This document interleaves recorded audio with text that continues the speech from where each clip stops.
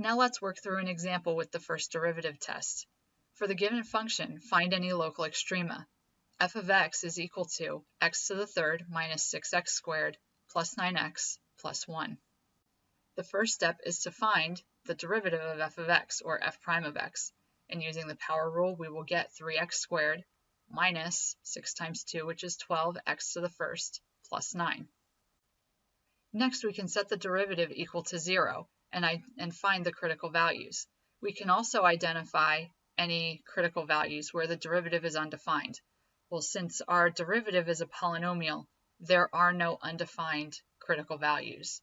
They will simply occur when this derivative is equal to 0. So let's actually work on factoring this. I see a 3, a negative 12, and a 9, so they're all multiples of 3, so I can factor out a 3, and we'll have left x squared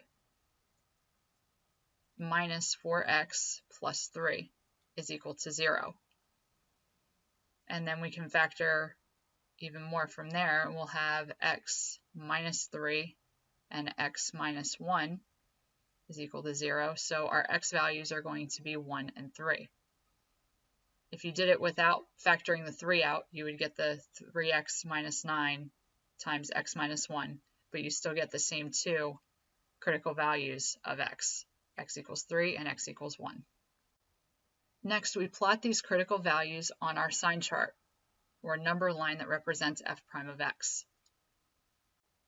Then we test critical values in between the critical values that we wrote down to determine if the derivative is positive or negative. Let's start over here to the left. We need something that is less than 1. Let's try for 0. If we substitute 0 into f prime of x, we'll have 3 times 0 squared minus 12 times 0 plus 9. It's positive 9. So we have a positive number to the left of negative 1. Now let's select a number in between 1 and 3. Let's try 2. If we substitute 2 in, we'll get into f prime of x, we'll get 3 times 2 squared, or 12 minus 24, so that's negative 12 plus 9, negative 3. So we have a negative derivative. That means we will have a decreasing function within this interval.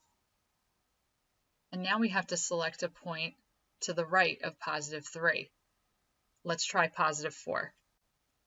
And if we substitute positive 4 in, we'll get 3 times 4 squared, or 3 times 16, that's 48, minus 48, so that's 0, plus 9 is 9. And this is a positive derivative. And now using the sign chart that we created, we can see that the function is increasing from negative infinity to 1 in union with 3 to infinity, these two sections here. And the function is decreasing on the interval from 1 to 3. And because f prime of x is changing from positive to negative at x equals 1, there's a local maximum there. In other words, the function's going to have this type of pathway.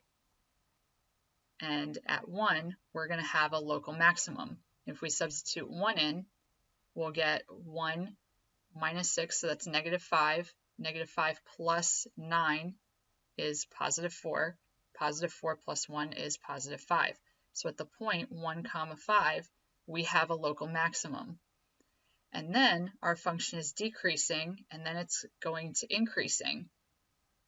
So that gives us a local minimum at x equals 3. So at the point 3, and f of 3 will yield us a y output of 1, we have a local minimum.